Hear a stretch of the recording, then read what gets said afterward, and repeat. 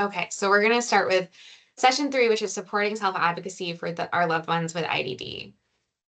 Um, so self-advocacy means being able to express yourself about the things that are important to you. And expressing yourself can look different to everybody, and it's individualized to each person. So we can use our words, our bodies, other communication devices, and tools to show us what we want and how we feel. There's also something called a systems advocacy, which is when the process in which people get together to change policies or laws that impact people as a group, not just the individual. And this can look like a group of parents working together to make changes at their district level in their school systems. It can look like a group such as Maine Parent Federation working to advocate for new laws and policies to be made. And we've included this information just to kind of talk about how the word advocacy is used in many ways, and is often referenced in different environments. Particularly when we're talking about supporting self-advocacy in someone else, so encouraging someone to be an advocate for themselves, we are giving them practical and other types of support to express their own needs and feelings. So we're going to talk about some examples of those types of support. So we're going to start with practical support. Practical support is helping someone with concrete tasks. And in your workbook, you'll see some examples in each of these categories. And it's not a complete list, but it just kind of gives you some example of what each of these tasks can be. And practical support also includes childcare, transportation, food prep, all kinds of things that we do for each other all the time when someone needs help. But these 4 categories, scheduling, communication, organization, and supported decision making, are often the most common ones that we talk about when we're supporting our loved ones with IDD. So we're going to start with scheduling. And some examples of scheduling are helping your child or loved one or sibling make appointments, and that can look like start to finish making the appointment for them. It can be helping them dial a number to make the appointment. It can be giving them a script to use as they're making the appointment. It can be making the phone call together. And it can also look like navigating apps and websites now that a lot of things are online.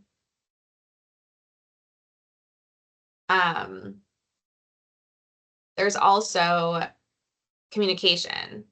So this can look like encouraging your loved one to ask questions, checking for understanding to make sure that they understand the information that's being delivered to them, supporting someone with their accommodation requests. So if you have someone who uses AAC, which is alternative and augmentative communication devices, helping them advocate for that in their appointments. Or if there's someone who really prefers to have written communication over verbal communication, helping them make those accommodation requests.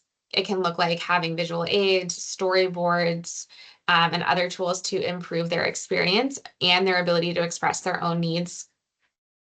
And it can be helping explain to a healthcare provider what your loved one is saying so that both parties are understanding. Then you have organization. So this can be filling out forms. This can be just taking notes for someone in an appointment so that you both remember everything. It can be helping them gather and store their documentation and health information into a system, like a health passport or equivalent. And then there's supported decision making. And this can be learning about various treatments options, helping to weigh risks, and helping your loved one make a decision. So, for example, if your loved one, I'm just going to use braces as a example, has been given the option to get braces, you can talk about what the risks associated with it, with what the benefits are, and really help them make a decision that's right for them. So when we think about this, and we're going to talk about other supports, let's just think about all these types of practical supports. What types of practical support do you provide most often?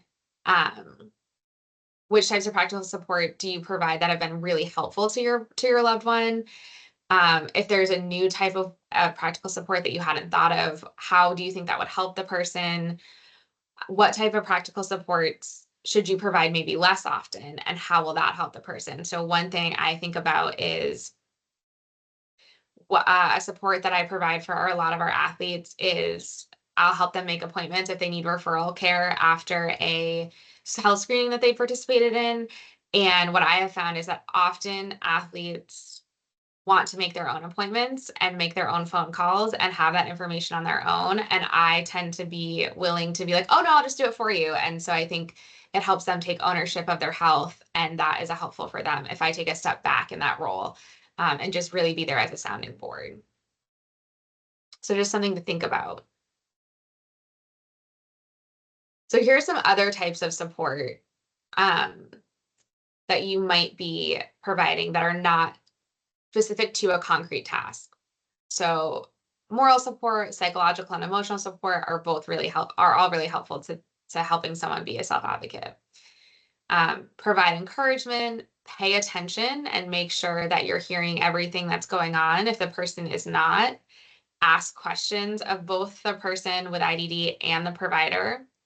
Let people with IDD speak for themselves. Be patient, show compassion, apologize when maybe you've overstepped or you feel like the need to, and have fun together. And so what these things might look like in more detail: encourage your loved one to try new things or practice new skills, and you can still be there to provide background support. Pay attention to what your loved one shares with you. Reduce distractions so they feel secure opening up, remembering that people grow and change, and it's important to check in and update your ideas every now and then.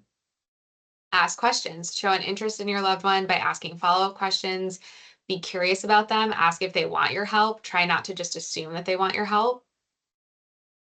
Let people with IDD speak for themselves. Even if you know the answer, try not to speak for someone with IDD. If people ask you what your loved one wants or needs, redirect to them. And I think this is a really common thing where so often as caregivers, we are relaying information for our loved ones, but really giving them an opportunity to answer questions on their own and give their perspective is so important so that our providers know that they are to be respected and treated with dignity and to get the proper care that they need. Being patient, give people with IDD time to express themselves when possible. Wait until someone asks for help or for before providing assistance. Show compassion. Not everything is a problem that needs to be solved, and not everything is a problem that needs to be solved right away. So sometimes your loved one might just need you to listen and show them compassion. Apologize. If you make a mistake, apologize. Admitting your mistake helps build trust. And then have fun together. Don't forget to take breaks and enjoy each other's company. Spending quality time together will increase your connection and ease to stress. And then reflecting on this, oh, I'm so sorry. I went to the wrong slide. Reflecting on this, what types of support do you provide that have been especially helpful or meaningful, and how can you improve your approach? And sometimes I know for me, when I'm evaluating this as a caregiver, I need to increase some support, such as encouragement or practicing skills, but I need to maybe um, decrease some of that practical support to make that work. So you can take some time to think about this, make a list of what you find is helpful for your person, um, and what's helpful for you, and think about it. So we are now going to watch a little video, and this is a man his name is Zach Anner. He's an actor, writer, and comedian, and Zach has cerebral palsy. He has a little story to share with us that is relevant to what we've been discussing so far. So let's just see what happened to Zach.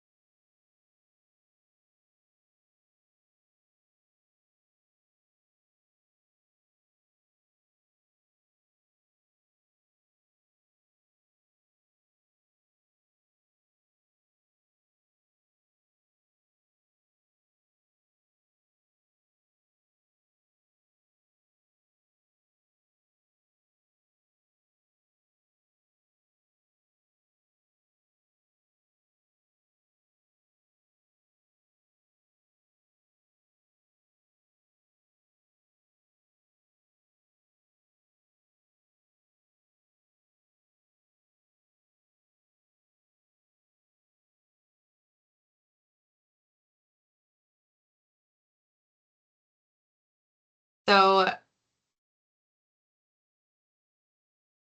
that is a great story from Zach, just kind of talking about when the best caregiver is someone who's willing to listen to you and understand your needs rather than someone who just wants to get you through an appointment.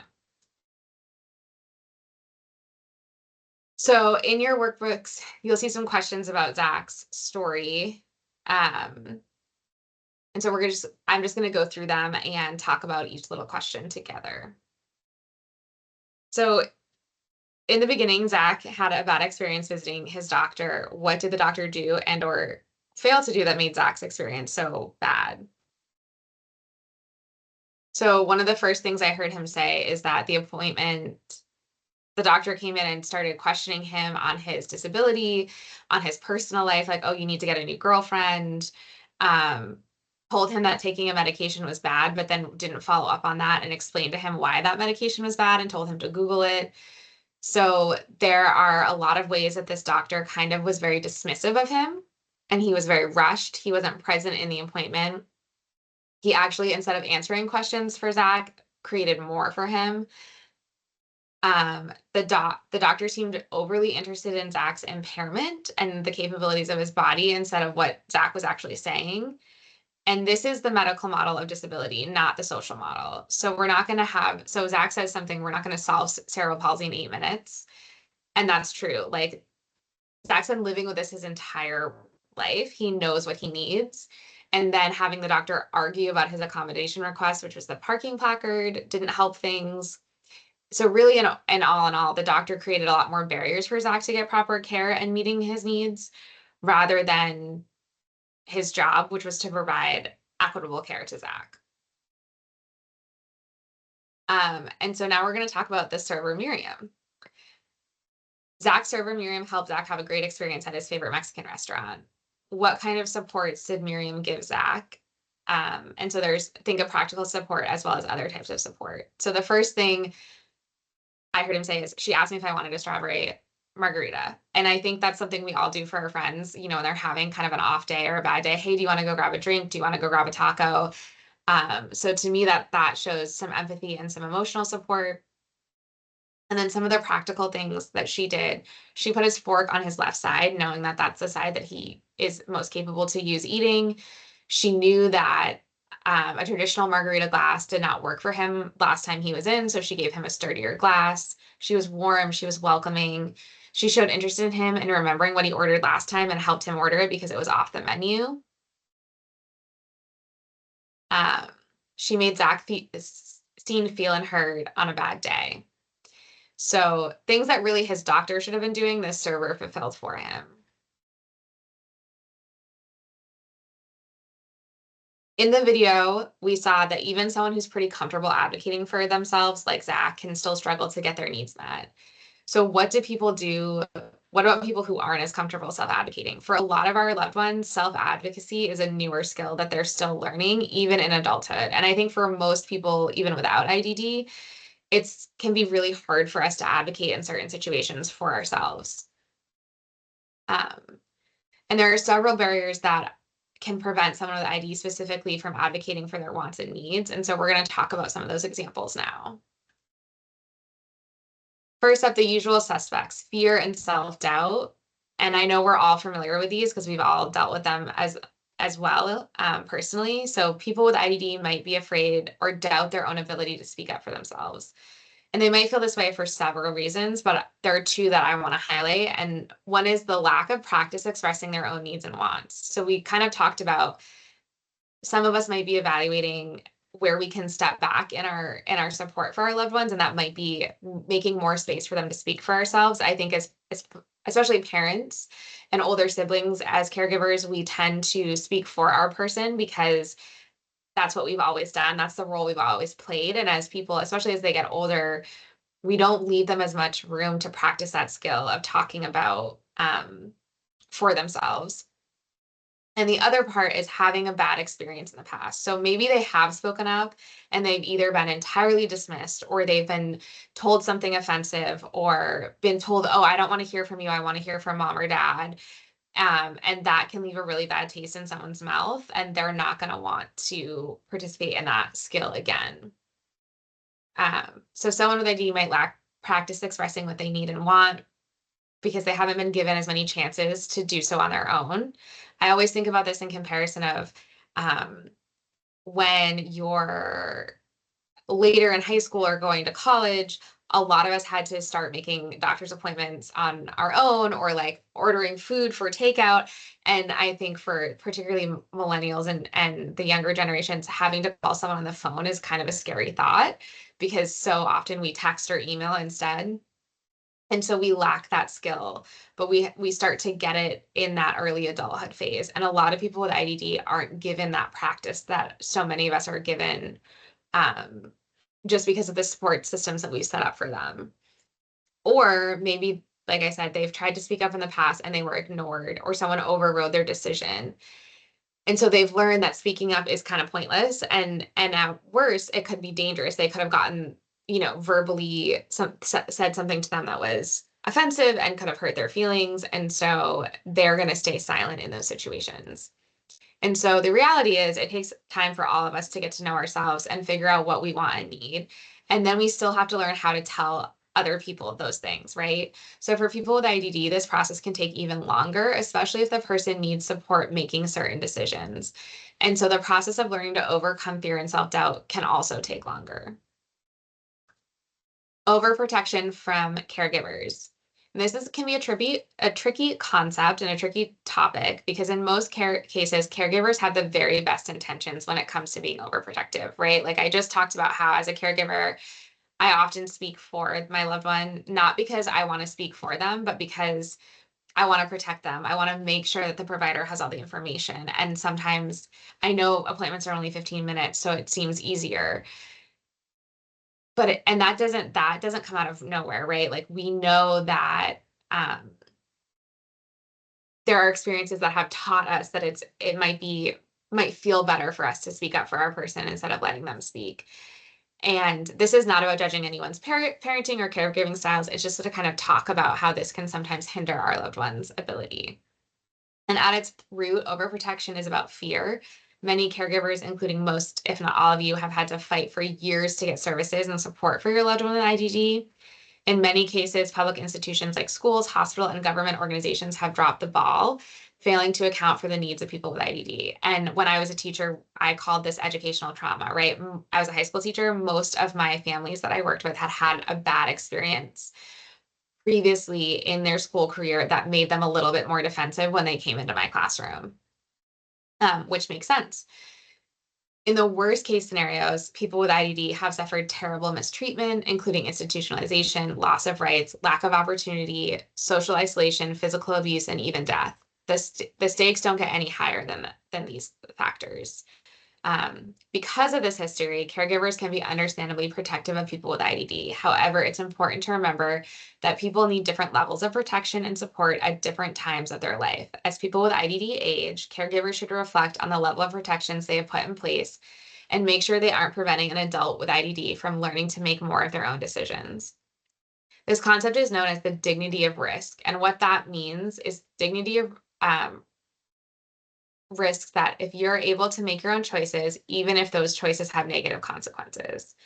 So, for example, a negative consequence could be getting injured or getting lost while using public transportation, or having your heart broken when a relationship ends. These are scary consequences, but they're also a regular part of life for most people. So, experiencing negative consequences is part of the learning process for everyone. And it's natural to want to protect someone that we care about, but it's also important not to take away their dignity of risk. So there's some more information on this and the concept of dignity of risk in the workbook. And you can definitely check that out and learn more about it.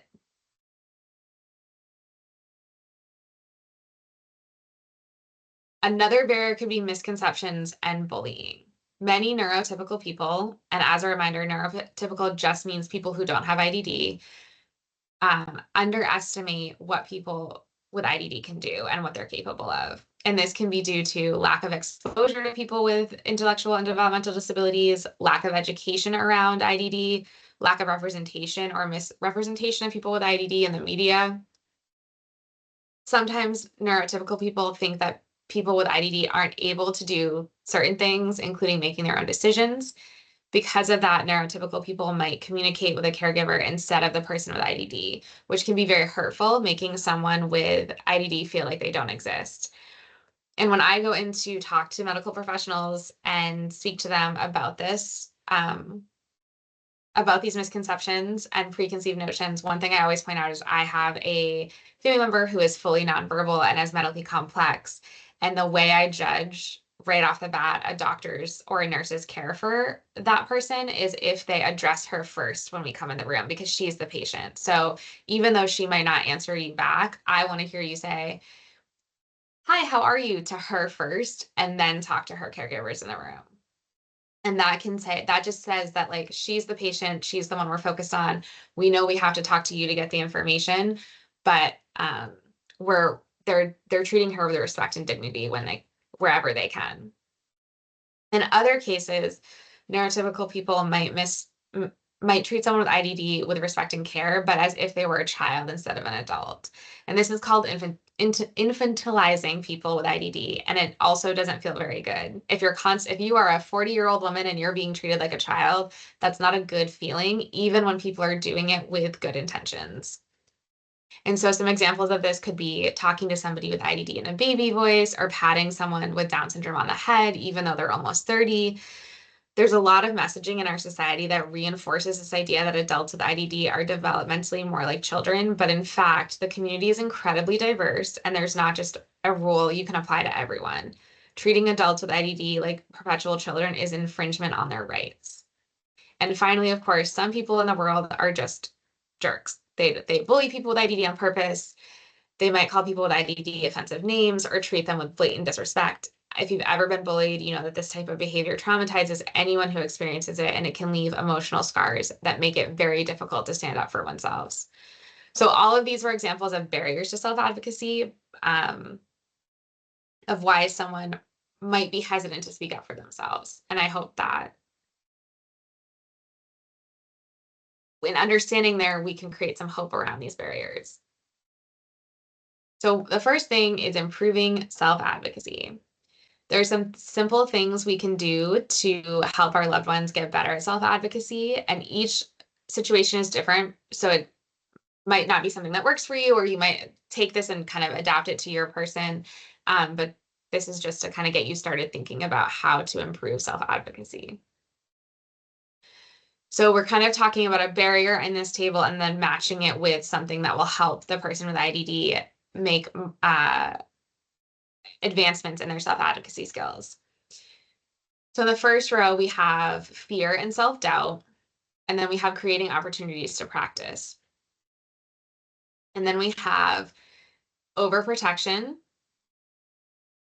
and then expanding your support team. And this just means having other people who are willing to care for your loved one with IDD and working on widening your network of people that you trust. And then finally, misconceptions around bullying and disrupting ableism. And so we'll talk about all these things in a little bit more detail, but we're going to start with creating opportunities for practice. So for most of us, it's easier to learn a new skill when we don't feel any pressure to be perfect. If someone with IDD feels intimidated speaking up to the doctor, they might feel more open talking with a cashier at a grocery store or ordering their own meal at a restaurant. So in your workbooks, you can see a list of suggestions in this category around things you can try to help increase someone's skills in speaking up for themselves. And this can look like pretty low stakes opportunities, like ordering their meal at a restaurant. If you're in the grocery store together, having that person do the checkout by themselves while you stand there for moral support. It can be talking to another trusted adult that maybe they're not as close with. So one thing I think about is as Special Olympics employees, we talk a lot with our athletes about different things. So just encouraging them to come up and like, oh, go talk to so-and-so about the sports that you played this weekend, can be a great thing for people to practice, and just interacting with people, with new people.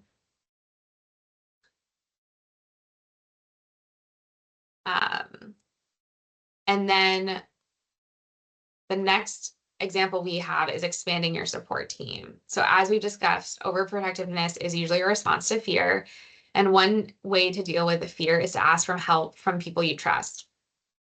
In session one, we talked about the pod mapping, where you can kind of create a circle of people that you can use for different help and aid as you need throughout your journey. And so you want to ask yourself, who are the people in your pod that you can go to for support? And we've got another list of things to try. So ask an extended family member and friend, a teacher or disability service provider, if they're willing to spend some time helping your child practice self-advocacy. Just like people without disabilities, someone with IDD may be willing to try new things in the company of people from outside their immediate family members that they're reluctant to try at home, right? So sometimes having an older cousin or a cousin who's the same age practice these skills with you is a lot more fun and engaging and feels more comfortable than practicing it with your mom or your dad or your aunt or something like that. So, or vice versa. Sometimes I was a teacher for a long time. My students hated practicing these skills with me, but practicing it with a peer was much easier for them and more fun for them. And they would practice the skill much more in that setting. And I think that's really relatable to all of us. You know, I can think of many things that I was really happy to try new things in front with my friends. But if my mom had asked me to do that, I would have immediately said no, because it's my mom. And that's your default response as a teenager or as a young adult, to just say no. So expanding your support team means more people with more tricks up their sleeves, more chances that your loved one with IDD will try something new, grow and change, and a better support community and friends for your loved one with IDD. Um, and then in particular, listen to and learn from disability service providers. While there's no substitute for the deep knowledge that you have for your own child, disability service providers often have a broader understanding of the disability community at large. They may be able to draw on their experience to expand your imagination about what's possible. And I think that's true. Like sometimes, and I think this goes both ways, and I want to be clear about that. Like as a teacher, there were sometimes I would have a really good idea about a challenge a student was facing, and then sometimes parents would come in with really amazing ideas as well that I could apply to other students or their student. And so I think the idea behind this is just to really create a community that you can bounce ideas off of, that you and your loved one can go with them and say, I'm having this challenge and I'm not sure what to do about it. Do you have any ideas? And that can be really beneficial.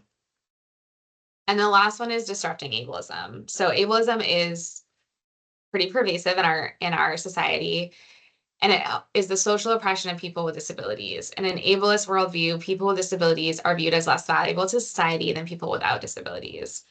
And this shows up at the individual level as bullying, discrimination, and infantilization or simple disregard of someone with IDD. And it can also exist at the group level as inaccessible physical and social environments, unfair policies, and inequitable systems. And for a lot of us, it can feel really overwhelming how to figure out how to change such a big problem, but there can be many practices that we can keep in mind. Excuse me.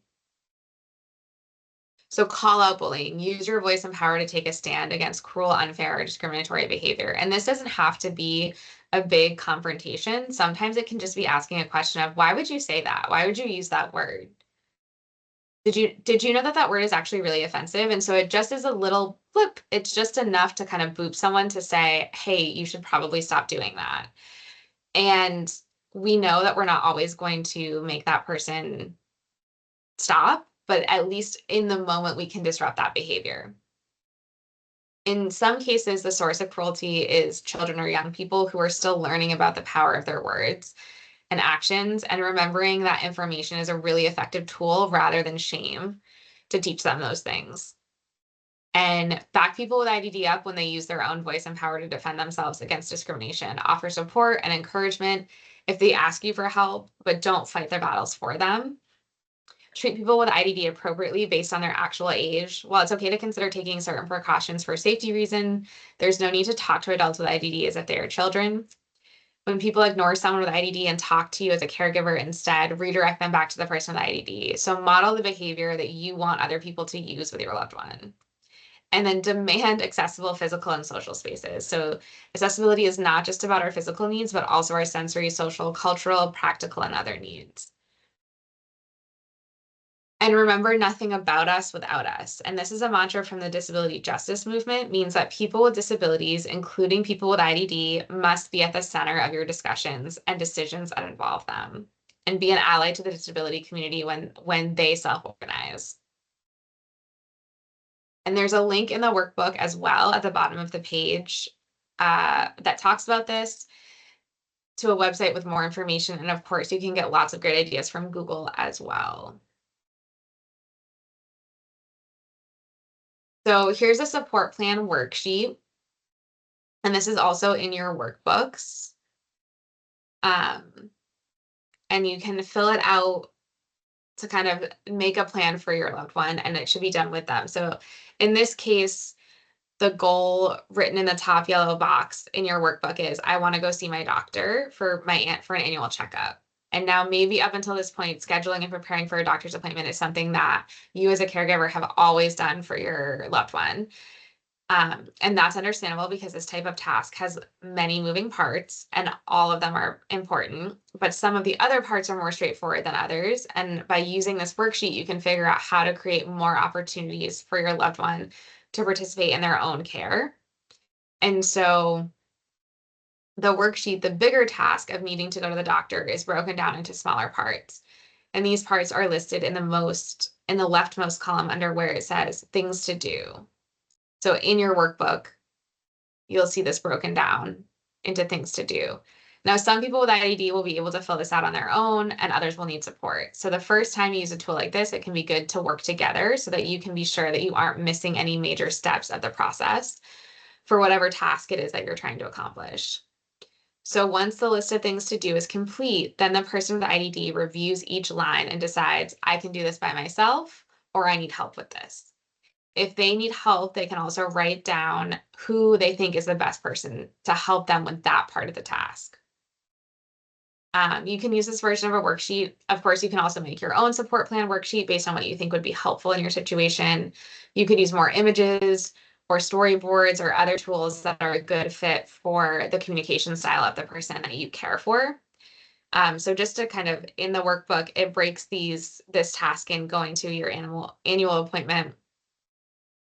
So some smaller things. Make a list of accommodations I need at my appointment. Make a list of my questions and things I want to discuss with my doctor. Pick some days and times that usually work for my schedule. Call or email my doctor to schedule the appointment. Ask my doctor for accommodations and give my list of questions and topics to discuss at the appointment. Write down any answers to my questions the doctor gives me. Write down my appointment details, like date, time, place, and any things I need to do to prepare.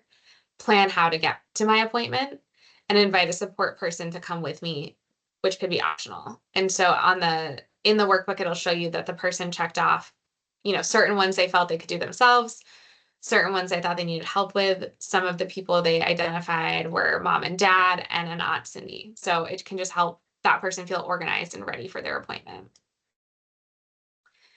So what's the bottom line of all of this? At the end of the day, we want people with IDD. People with IDD are incredibly diverse, and we want people to be able to communicate their preferences. And each person has different interests, abilities, needs, and desires, and ways of communication themselves. And we want those communication methods to be heard. Whenever possible, people with IDD should self-advocate, making their own choices about medical providers, lifestyle decisions, and what happens to their body. As caregivers, our role is to support your loved one's efforts at self-advocacy. Remembering that their ability to express their needs and clarity and confidence will grow and change over time. And be gentle with each other. You're allowed to grow and change too. Finally, when things get tough, ask for help. Other caregivers, disability support professionals, members of your family and personal community that you can resource along your journey.